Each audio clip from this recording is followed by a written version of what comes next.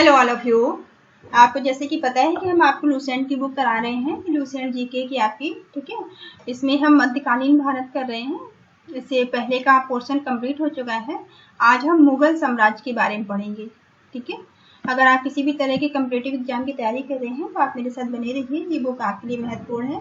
आपको जैसे कि पता है कि आपकी दो बुक्स हैं, है ना, लूसेंट की। एक की डिटेल वाली है जिसे कि हम कर रहे हैं, और दूसरी आपकी ऑब्जेक्टिव टाइप वाली है, ठीक है, वस्तुनिष्ठ। तो हम आपको दोनों बुक्स कराएंगे, तो आप मेरे साथ बने रहिए। जैसे हिस्ट्री वाला पोर्शन कंप्लीट होता है इसका, वैसे ही हम इसका वो ऑब्जेक्टिव टाइप वाला पार्ट कर लेंगे, ठीक है। चलिए स्टार्ट करते हैं।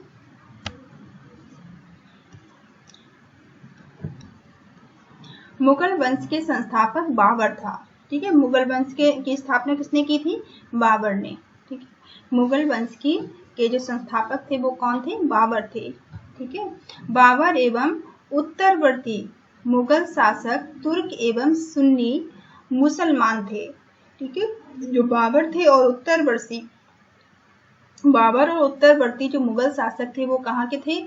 वो तुर्की थे और सुन्नी, ठीक है, तुर्की और सुन्नी मुसलमान थे वो। बाबर ने मुगल वंश की स्थापना के साथ पद पादशाही की स्थापना की थी। इन्होंने किसकी स्थापना की थी? पद पादशाही की उस स्थापना भी किसने की थी? बाबर ने की थी, ठीक है। जिसके तहत शासन को बादशाह कहा जाता था, ठीक है। इसके तहत शासन को क्या कहा जाता था? बादशाह कहा जाता था, ठीक है। बाबर 1526 से 1530, बाबर का जो पीरियड है, टाइम पीरियड है, वो 1526 से लेकर 1530 है। बाबर का जन्म 24 फरवरी 1483 को हुआ था, ठीक है। बाबर का जो जन्म है वो 1483 में हुआ था, 24 फरवरी 1483 में। बाबर के पिता उमर शेख मिर्जा, फादर इनके पिता का क्या नाम था? उमर शेख मिर्जा। ये फरगना नामक छोटे राज्य के शासक थे, ठीक है। ये फरगना के शासक थे। फरगना एक छोटा सा राज्य था, उसके शासक थे बाबर के पिता, जो उमर शेख मिर्जा जो थे, ठीक है। बाबर फरगना की गद्दी पर 8 जून 1494 में बैठा था, ठीक है। जो बाबर था वो फरगना की गद्दी पर कब बैठा था? 8 जून 1494 में। बाबर ने 1507 में बादशाह की उपाधि धारण की थी, ठीक है। बाबर ने बादशाह की उपाधि कब धारण की थी? 1507 में, ठीक है। जिसे अब तक किसी तैमूर शासक ने धारण नहीं की थी, ठीक है। इससे पहले किसी भी तैमूर शासक ने इस उपाधि को धारण नहीं किया था। बाबर ने 4 पुत्र थे। बाबर के जो थे वो 4 पुत्र थे। कौन कौन थे? हुमायूं, ठीक है, कामरान, अस्करी तथा हिंदाल, ठीक है। इनके 4 पुत्र कौन कौन थे? हुमायूं, कामरान, ठीक है। हुमायूं इनमें सबसे ज्यादा इंपॉर्टेंट है। हुमायूं, कामरान, अस्करी और हिंदाल, इनके ये 4 पुत्र थे, जिसमें हुमायूं जो है ये मोस्ट इंपॉर्टेंट है, ठीक है। बाबर ने भारत पर 5 बार आक्रमण किया था, ठीक है। बाबर ने भारत पर कितने बार आक्रमण किया था? 5 बार, ठीक है।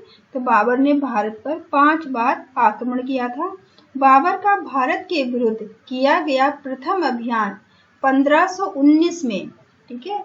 1519 में बाबर ने अपना पहला अभियान किया था भारत में, ठीक है।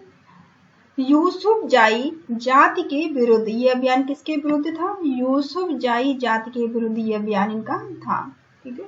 बाबर ने भारत में जो पहला अभियान किया है 1519 में, ये किसके विरुद्ध इन्होंने किया है? यूसुफ जाई जाति के विरुद्ध किया है इन्होंने, आप याद रखेंगे।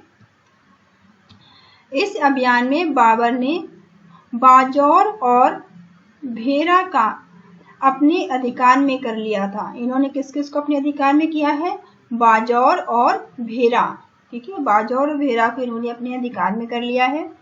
बाबर को भारत पर आक्रमण करने का निमंत्रण पंजाब के शासक दौलत खां लोधी ने दिया था, ठीक है। देखिए, पंजाब के शासक थे दौलत खां लोधी, इन्होंने ही बाबर को कहा था कि ये भारत पर आक्रमण करें, ठीक है। ये पंजाब के शासक थे दौलत खान लोधी, जिन्होंने बाबर को ये निमंत्रण दिया था भारत पर आक्रमण करने का। एवं मेवाड़ के शासक, जो मेवाड़ के शासक थे राणा सांगा ने दिया था। ठीक है, मेवाड़ के शासक राणा सांगा और पंजाब के शासक दौलत खान लोधी ने जो बाबर था उसको भारत पर आक्रमण करने का निमंत्रण दिया था। ठीक है, ये बात आप याद रखेंगे। पानीपत के प्रथम युद्ध में बाबर ने पहली बार तुगलमा युद्ध नीति एवं तोपखाने का प्रयोग किया था। ठीक है, बाबर ने पानीपत के पहले युद्ध में किस नीति को अपनाया था? तुगलमा युद्ध नीति को, और तोपखाने का इसमें प्रयोग किया था। उस्ताद अली एवं मुस्तफा बाबर के दो प्रसिद्ध निशानेबाज थे। ठीक है, एक तो ये बात आप याद रखेंगे कि बाबर ने पानीपत के पहले युद्ध में किस नीति को अपनाया था? तुगलमा युद्ध नीति को अपनाया था। और बाबर ने ही सबसे पहले पानीपत के प्रथम युद्ध में तोपखाने का प्रयोग किया था। ठीक है, और उस्ताद अली और मुस्तफा बाबर के दो प्रसिद्ध निशानेबाज थे। ठीक है, ये दोनों बाबर के निशानेबाज थे प्रसिद्ध, जिसने पानीपत के प्रथम युद्ध में भाग लिया था, और इन लोगों ने पानीपत के प्रथम युद्ध में भाग भी लिया था। ठीक है, बाबर द्वारा लड़े गए प्रमुख युद्ध। अब बाबर के द्वारा लड़े गए युद्ध क्या क्या हैं प्रमुख, चलिए देख लेते हैं। पानीपत का प्रथम युद्ध। ठीक है, पानीपत का जो प्रथम युद्ध है 21 अप्रैल 1526 में शुरू हुआ है। ठीक है, पानीपत का प्रथम युद्ध जो है वो 21 अप्रैल 1526 में शुरू हुआ है। किस किस के बीच में हुआ है? इब्राहिम लोदी और बाबर के बीच में हुआ है। ठीक है, पानीपत का पहला युद्ध 21 अप्रैल 1526 में लड़ा गया है इब्राहिम लोदी और बाबर के बीच। और कौन जीता है? बाबर जीता है। ठीक है, देखिए सारे युद्ध में ही बाबर जीता है। एक बात तो आप कॉमन याद रखिए कि सारे युद्ध में बाबर जीता है। ठीक है, फिर पानी हो गया, पानी के बाद खाना। देखिए कुछ तुकबंदी से आप याद करिए नहीं। ठीक है, पानीपत का युद्ध में खानवा का युद्ध 17 मार्च 1527 में हुआ है। ठीक है, खानवा का युद्ध राणा सांगा और बाबर के बीच में हुआ है। ठीक है, खानवा का युद्ध जो है 17 मार्च 1527 में हुआ है, राणा सांगा और बाबर के बीच में हुआ है, जिसमें बाबर जीता है। ठीक है, चंदेरी का युद्ध। अब चंदेरी का युद्ध 29 जनवरी 1528 में हुआ है, और इसमें मेदिनी रॉय और बाबर के बीच हुआ है। ये युद्ध किसके बीच हुआ है? मेदिनी रॉय और बाबर के बीच हुआ है, जिसमें बाबर जीत गया है। ठीक है, फिर घाघरा का युद्ध 6 मई 1529 में हुआ है।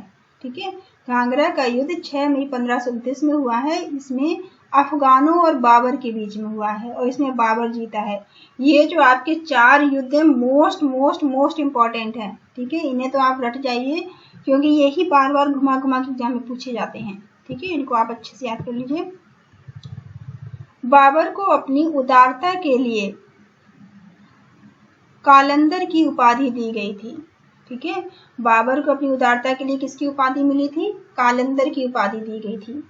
खानवा युद्ध में विजय के बाद बाबर गाजी की उपाधि इसने धारण की थी। ठीक है, खानवा का युद्ध जब ये जीत गए हैं बाबर, तो इन्होंने गाजी की उपाधि धारण की है। 30 जनवरी 1528 को जहर दे देने के कारण राणा सांगा की मृत्यु हो गई थी। ठीक है, राणा सांगा की मृत्यु जहर देने के कारण हुई थी। राणा सांगा को 30 जनवरी 1528 में जहर दे दिया गया था। करीब 48 वर्ष की आयु में 26 दिसंबर 1530 को आगरा में बाबर की मृत्यु हो गई। ठीक है, आगरा में अब बाबर की भी मृत्यु हो गई 48 की उम्र में। अब बाबर की मृत्यु कहाँ हुई है? आगरा में हुई है।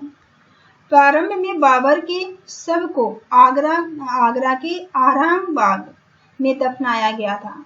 ठीक है, स्टार्टिंग में जो बाबर का शव था उसे कहाँ दफनाया गया था? आगरा के आराम बाग में।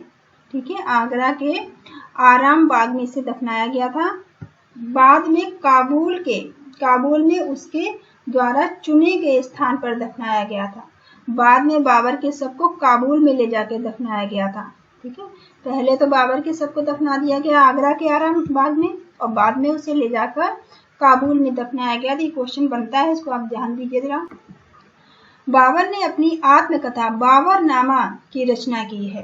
ठीक है, बाबर की आत्मकथा क्या है? बाबरनामा, जिसका अनुवाद बाद में फारसी भाषा में कराया गया है। ठीक है, जिसका अनुवाद बाद में फारसी भाषा में अब्दुल रहीम खान खाना ने किया है। अब्दुल रहीम खान खाना ने इसका बाद में फारसी में अनुवाद किया है। ठीक है, तो बाबर की आत्मकथा जो बाबरनामा है, इसका बाद में फारसी में अनुवाद हुआ है और बाद में फारसी में अनुवाद किया किसने है? अब्दुल रहीम खान खाना ने इसका फारसी में अनुवाद किया है। ठीक है, बाबर को मुबैयान नाम पद शैली का भी जन्मदाता माना जाता है। ठीक है, तो मुंबईयान जो पद शैली है, मुंबईयान पद शैली का जन्मदाता भी किसको माना जाता है? बाबर को। ठीक है, तो मुंबईयान पद शैली का जन्मदाता किसे माना जाता है? बाबर को। बाबर प्रसिद्ध नक्शबंदी सूफी ख्वाजा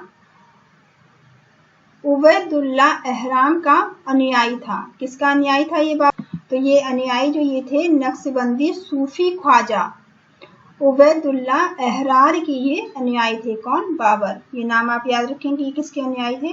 ठीक है, नक्शबंदी सूफी ख्वाजा उबैदुल्ला एहराम के ये अनुयायी थे बाबर। ठीक है, बाबर का उत्तराधिकारी हुमायूं हुआ। ठीक है, हुमायूं मैंने पहले बताया था, इंपॉर्टेंट है। तो हुमायूं जो था ये बाबर का उत्तराधिकारी हुआ, हुमायूं जो बेटा था बाबर का। ठीक है, अब हुमायूं का टाइम पीरियड कितना रहा है? ये 1530 से लेकर 1556 तक इनका टाइम पीरियड रहा है हुमायूं का। ठीक है, हुमायूं का टाइम पीरियड 1530 से 1556 तक रहा है। नसरुद्दीन हुमायूं 29 दिसंबर 1530 को आगरा में 23 वर्ष की अवस्था में सिंहासन पर बैठा था। ठीक है, हुमायूं जो थे ये आगरा की गद्दी पर ही बैठे हैं 23 वर्ष की आयु में 29 दिसंबर 1530 में। ठीक है, 29 दिसंबर 1530 में हुमायूं जो है वो आगरा की गद्दी पर बैठे हैं, जिनकी इस समय इनकी उम्र कितनी थी? 23 वर्ष। ठीक है, गद्दी पर बैठने से पहले हुमायूं बदख्शी का सूबेदार था। ठीक है, बदख्शी का ये सूबेदार था हुमायूं, इससे पहले सूबेदार था ये वहां पे।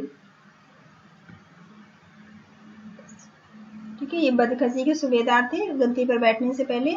अपने पिता के निर्देश के अनुसार हुमायूं ने अपने राज्य का बंटवारा अपने भाइयों में कर दिया था।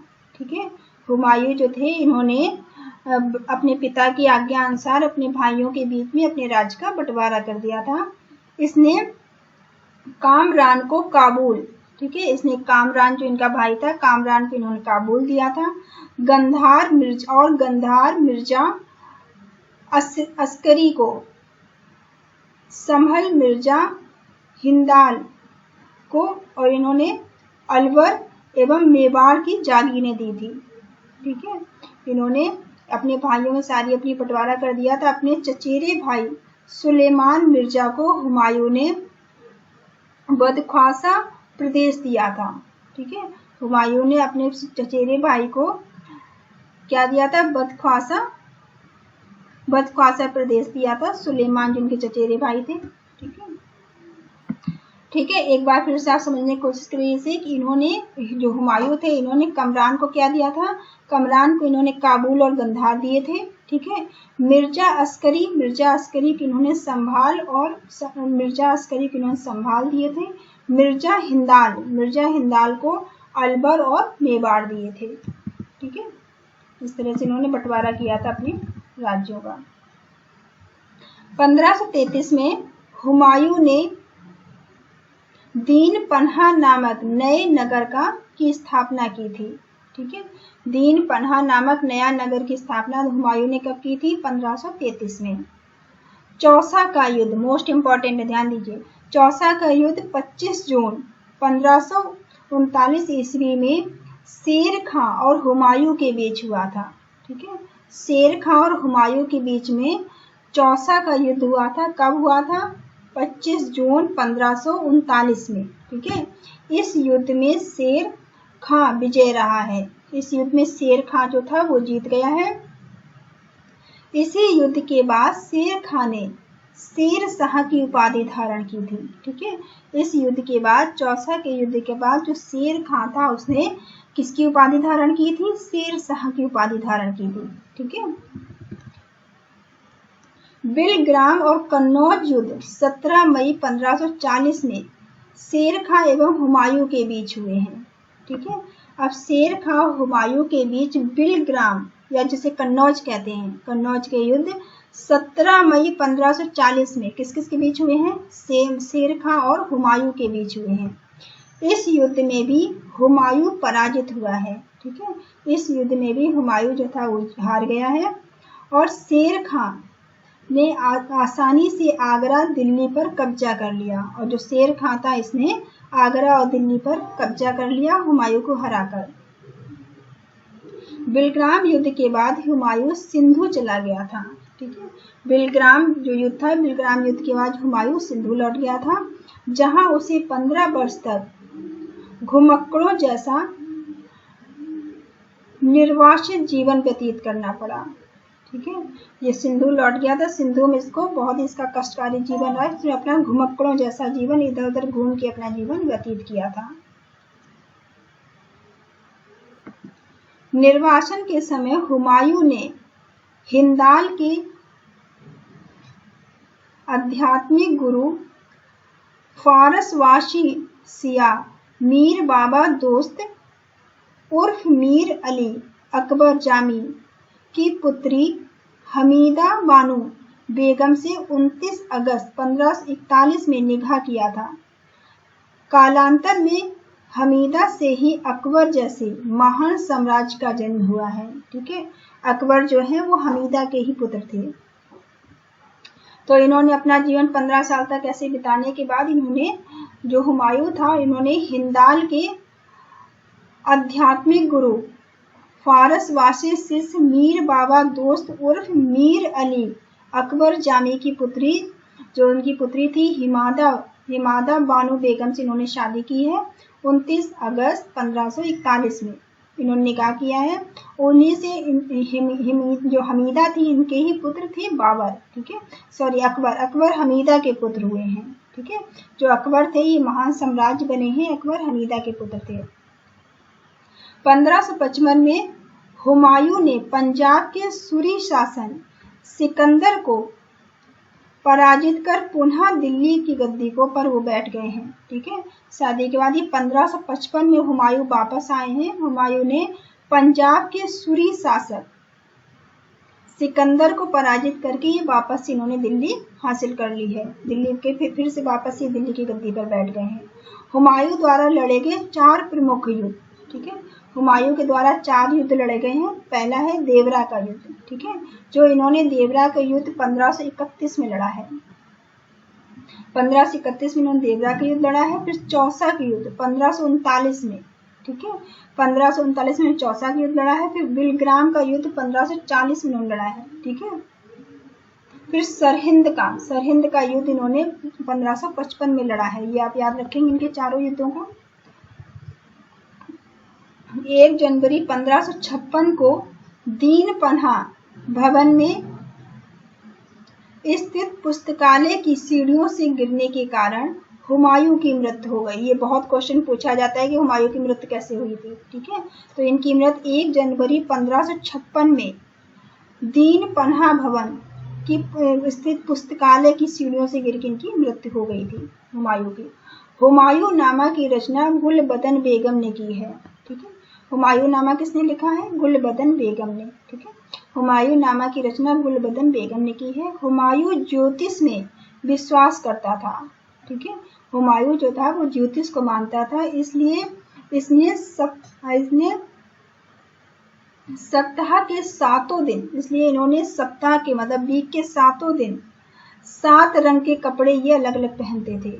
ठीक है, ये हुमायूं जो थे ज्योतिष से विश्वास रखते थे और ये दिन के हिसाब से रंग के कपड़े पहनते थे। ठीक है, सप्ताह के 7 दिन ही अलग अलग रंग के कपड़े पहना करते थे।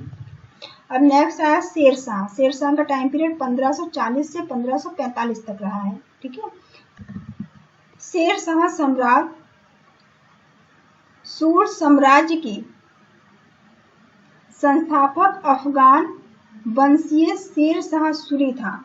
ठीक है, शेरशाह सूरी इंपॉर्टेंट है। ये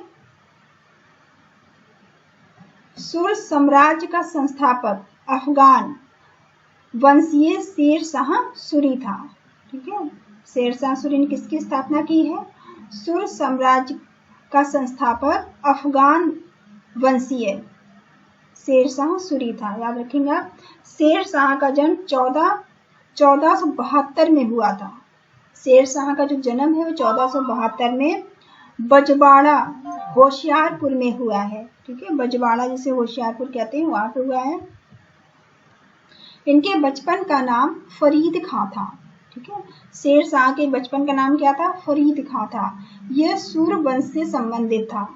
ठीक है, शेरशाह जो था ये सूर वंश से संबंधित था। इनके बचपन का नाम क्या था? फरीद। ठीक है, इनके पिता हसन खां जौनपुर राज्य के अंतर्गत सासाराम के जमींदार थे। ठीक है, इनके पिता क्या थे? जमींदार थे। शेरशाह सूरी के पिता क्या थे? जमींदार थे। ठीक है, ये इनके पिता हसन खां, इनके पिता का नाम क्या था? हसन खां था। जौनपुर राज्य में के अंतर्गत एक सासाराम के ये जमींदार हुआ करते थे उस टाइम। फरीद ने एक शेर को तलवार के एक ही बार से मार दिया था। जो फरीद थे इन्होंने, शेरशाह सूरी जो बाद में हुए हैं, इन्होंने एक शेर को तलवार से एक बार में ही मार दिया था। उसकी इस बहादुरी से प्रसन्न होकर बिहार के अफगान शासक सुल्तान मोहम्मद बाहर खां लोहानी ने उसे शेरशाह की उपाधि दी थी। ठीक है, इस बहादुरी से प्रसन्न होकर मोहम्मद बाहर खां लोहानी ने इन्हें शेरशाह की उपाधि से नवाजा था। शेरशाह बिलग्राम युद्ध, जो शेरशाह था इसने बिलग्राम युद्ध 1540 के बाद दिल्ली की गद्दी पर ये बैठ गए थे। ठीक है, शेरशाह जो थे इन्होंने बिलग्राम युद्ध किया है 1540 में। जो बिलग्राम का युद्ध हुआ है के बाद ये दिल्ली की गद्दी पर बैठ गए थे। ठीक है, शेरशाह की मृत्यु कालीजर के किले को जीतने के क्रम में हुई थी। इनकी मृत्यु कब हुई थी? कालीजर का ये किला जीतने के क्रम में इनकी मृत्यु हुई थी 22 मई 1545। इनकी मृत्यु का टाइम है 22 मई 1545 को हो गई थी। मृत्यु के समय वह हुक्का नाम का अग्नियास्त्र चला रहे थे। ठीक है, वो हुक्का नाम का एक अग्नियास्त्र चला रहे थे, उस समय इनकी मृत्यु हो गई। ठीक है, हुक्का नाम का कोई शस्त्र होता होगा। ठीक है, अग्नि शस्त्र होता होगा जिसे वो चला रहे थे। कालिंजर का शासक कीरत सिंह था। ठीक है, कालिंजर था इसका शासक कौन था? कालिंजर का शासक कीरत सिंह था। ठीक है, कालिंजर का शासक कौन था? कीरत सिंह। शेरशाह का मकबरा सासाराम में झील के बीच ऊंचे टीले पर निर्मित है। ठीक है, ये बहुत क्वेश्चन पूछा जाता है कि शेरशाह सूरी का मकबरा कहाँ है। तो शेरशाह सूरी का मकबरा कहाँ पे? सासाराम में। ठीक है, सासाराम में झील के बीच ऊंचे टीले पर इनका मकबरा वहां पे बना हुआ है सासाराम में। ये आप याद रखेंगे। रोहतासगढ़ किला। ठीक है, रोहतासगढ़ किला जिसे किला ए कुहना कहा जाता है। ठीक है, रोहतासगढ़ किला जिसे किला ए कुहना दिल्ली नामक मस्जिद का निर्माण शेरशाह के द्वारा किया गया था। ठीक है, शेरशाह ने दिल्ली की मस्जिद का निर्माण कराया है। रोहतासगढ़ का किला बनवाया है इन्होंने, और किला ए कुहनार जो दिल्ली में है उसका निर्माण कराया है इन्होंने। शेरशाह का उत्तराधिकारी इस्लाम शाह था। ठीक है, शेरशाह का उत्तराधिकारी कौन हुआ है? इस्लाम शाह। इस्लाम शाह जो था वो शेरशाह का उत्तराधिकारी हुआ है। शेरशाह ने भूमि की माप के लिए 32 अंक वाला सिकंदरी गज एवं सन की दंडी का उपयोग किया है। ठीक है। इन्होंने शेरशाह ने भूमि को नापने के लिए किसका उपयोग किया है? 32 अंक वाली सिकंदरी गज, ठीक है, 32 अंक वाली तो सिकंदरी गज और सन की दंडी, ठीक है, सन की दंडी का इन्होंने प्रयोग किया है जमीन को नापने के लिए। फिर शेरशाह ने 178 ग्रेन चांदी का रुपया एवं 380 ग्रेन तांबे का दाम चलवाया था, ठीक है। इन्होंने शेरशाह ने 178 ग्रेन चांदी का रुपया और 380 ग्रेन तांबे का दाम चलवाया था। शेरशाह ने रोहतासगढ़ के दुर्ग एवं कन्नौज के स्थान पर शेरसुर नामक नगर बसाया था। इन्होंने कौन सा नगर बसाया था? शेरसुर नगर। शेरशाह ने शेरसुर नगर बसाया था, याद रखेंगे आप। शेरशाह ने रोहतासगढ़ के दुर्ग एवं कन्नौज के स्थान पर शेरसुर नामक एक नगर की स्थापना की थी। शेरशाह के समय पैदावार का लगभग 1/3 भाग सरकार लगान के रूप में वसूलती थी, ठीक है। शेरशाह के समय में 1/3 भाग सरकार को दिया जाता था लगान का, ठीक है, लगान के लिए। कबूलियत एवं पट्टा प्रथा की शुरुआत शेरशाह ने की थी, ठीक है। कबूलियत और पट्टा प्रथा की शुरुआत किसने की थी? शेरशाह ने की थी। शेरशाह ने 1541 में पाटलिपुत्र को पटना के नाम से पुनः स्थापित किया था, ठीक है। शेरशाह ने 1541 में पाटलिपुत्र को पटना नाम दिया था, ठीक है। पाटलिपुत्र को पटना नाम से फिर से इन्होंने स्थापित किया था। शेरशाह ने ग्रेट ट्रंक रोड का निर्माण करवाया था। ये बहुत पूछा जाता है, ठीक है, कि ग्रेट ट्रंक रोड किसने बनवाई है, किसने निर्माण कराया था? शेरशाह ने करवाया था, ठीक है। ग्रांड ट्रंक रोड जो है शेरशाह ने निर्माण करवाया था। मलिक मोहम्मद जायसी शेरशाह के समकालीन थे, ठीक है। मलिक मोहम्मद जायसी जो थे वो शेरशाह के क्या थे? समकालीन थे, ठीक है। मलिक मोहम्मद जायसी नाम याद रखेंगे आप, ये शेरशाह के समकालीन थे।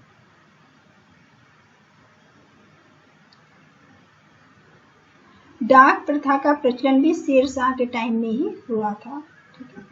अब आते हैं नेक्स्ट अकबर, ठीक है। चलिए, अकबर वाला टॉपिक थोड़ा बड़ा है, इसको नेक्स्ट वीडियो में कर लेंगे, ठीक है। तो आप इसको अच्छे से देखिएगा। कोई प्रॉब्लम है तो आप मुझे मैसेज कर सकते हैं, आप कमेंट कर सकते हो, ठीक है। और अगर आप किसी और सब्जेक्ट का ही वीडियो बनवाना चाहते हैं तो आप मुझे कमेंट करके बता सकते हैं। आप मेरे चैनल को लाइक करिए, शेयर करिए, सब्सक्राइब करिए। Thank you all of you. Thank you for watching.